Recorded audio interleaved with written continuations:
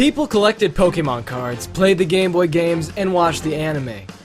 I did that too, but the first thing I tried to seriously collect were the 2-inch figures of a Japanese toy manufacturer called Tomy. Or Tomy.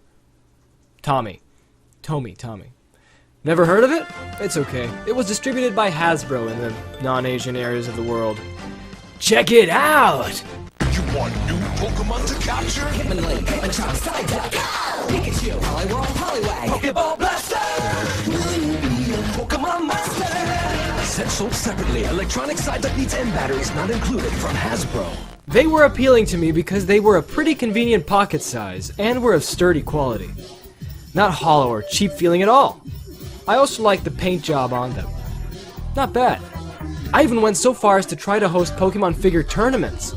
And you remember those silly cardboard coins they included with the figures? Those are just simply flipping coins in which you and your opponents toss to see which Pokemon defeats which. Whoa, such strategy! I should have known better than to have thought this game wasn't just a simple piece of crap. But the figures are still cool. Actually, most of them were. The way they were packaged and sold still baffles me.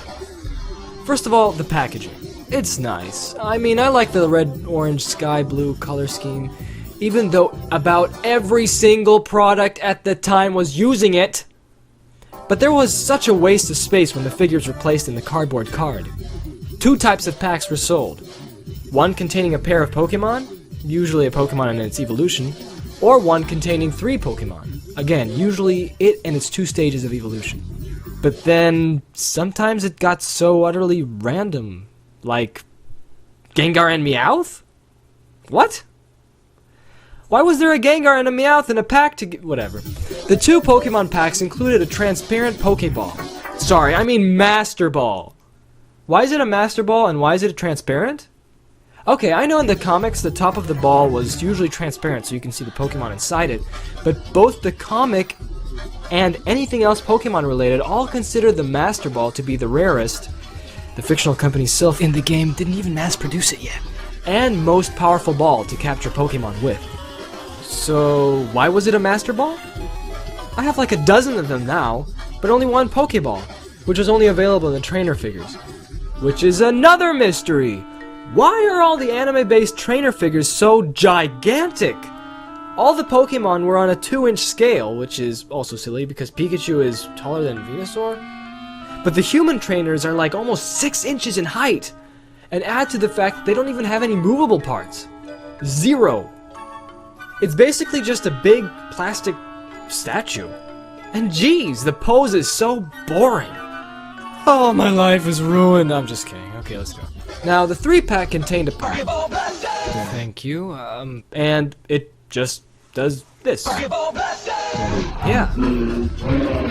Totally worth $7.99. If they had a shred of creativity, they'd do what they were doing now.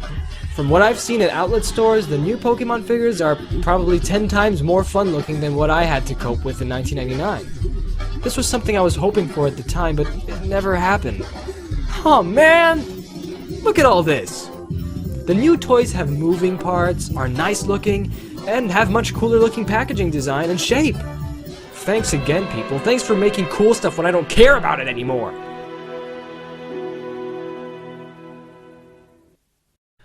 Anyway, I was always wishing them to have all 151 Pokemon available to collect as figures because, as we all know, they didn't.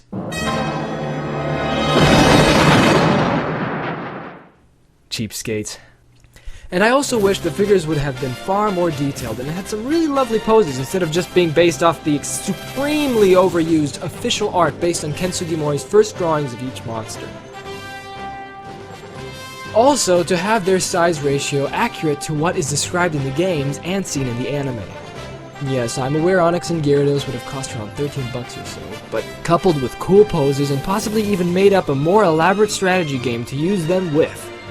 For example, you could build your own Pokemon team of 6 with these figures and wrote down attacks and levels based on an algorithm provided from a rulebook of some kind. Mimicking the card game to an extent, but making use of the fact that they are physical models on the playing board. I tried doing that myself as a kid, but I failed completely. The prices for the quality and quantity of the toys also were a bit rippy-offy. $5 for 2-inch plastic and movable models? $8 for 3!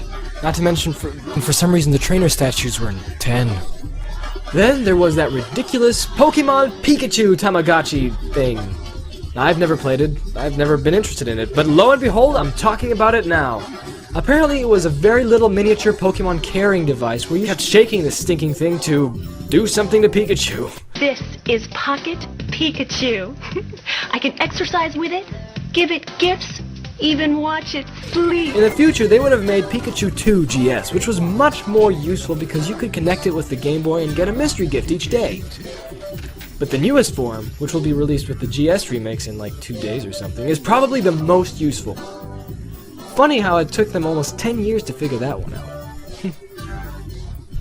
Each and every product, ranging from bed sheets, to shampoo, to skateboards, to models, kept using the same design. Consistent, yeah, but it was annoying.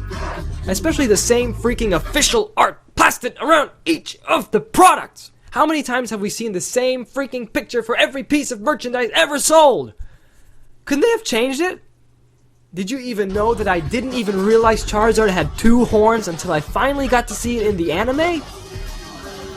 Thanks to the only artwork anyone ever seems to use. However, recently they've been much more creative with the packaging and designing. And surprise, I'm not a kid anymore. It's like they knew Pokemon made a ton of money regardless of their creativity involved in anything. But the games it originated from. Wait, maybe that was the whole deal anyway. Too bad. Of course, I believe nowadays they have to display a lot more appeal and creativity within marketing and design of the boxes and quality of the figures, simply because Pokemon is just not as big as it once was. Yes, 3rd and 4th geners, suck it up, Pokemon is past its prime. Oh hey, wait, sorry, I just remembered. Check this out! Nobody knows every Pokemon! Master knows! Who weighs more, Metapod or Pidgeotto? Pidgeotto, by 44 pounds. Bulbasaur's height? 2 feet 4 inches. How does he do it? Electronic Pokedex for Master Trainers from Abra to Zubat. Master them all. Weedle's number? 13. 150 Pokemon with all the best fighting moves. Electronic Pokedex for Master Trainers. New from Tiger. That kid was like, what, 15? But he sounds like a 2-year-old. The device we all wanted ever since the show and the games came out. The Pokédex. Woo! I can't believe they even made it. But they did! And I used to have it. The Pokédex was cool because with it, you were able to see most of the data you could easily see on the Game Boy game. Make some pointless comparisons between monsters and have a checklist. But what for? I mean, the Pokédex was totally fine in the game, so what was this one for? Who knows, but it looked relatively cool. Too bad they never made a real Pokédex that was actually compatible with the Game Boy game, and does things kind of like the Pikachu thing. Oh well. Anyway, despite how ranty this part was, I still like all these toys, and even though I just barely skimmed through the avalanche of merchandising, I hope you had fun watching. Now there's even more Pokemon to capture. Oh dear goodness. Tokyo, Vaporeon, Hypno, Go! Bulbasaur, Ivysaur, Venusaur. Pokemon Blaster! I gotta capture all new Pokemon. And when I train them, I will be the Pokemon Master. Mewtwo, Ash, Mew, and Pikachu. New Pokemon are here. Can you catch them all? I'll be a Pokemon Master. Said sold separately, Electronic Pokemon requires N batteries not included from Hasbro. Up next, we'll get to something far more interesting. The Orange Islands and Pokemon the Movie 2000. And all the cool stuff that happened concerning Pokemon. And I'm making this sound way too exciting than it actually is. Kids WB presents Pokemon the Movie 2000. Pikachu! Dumb Pikachu.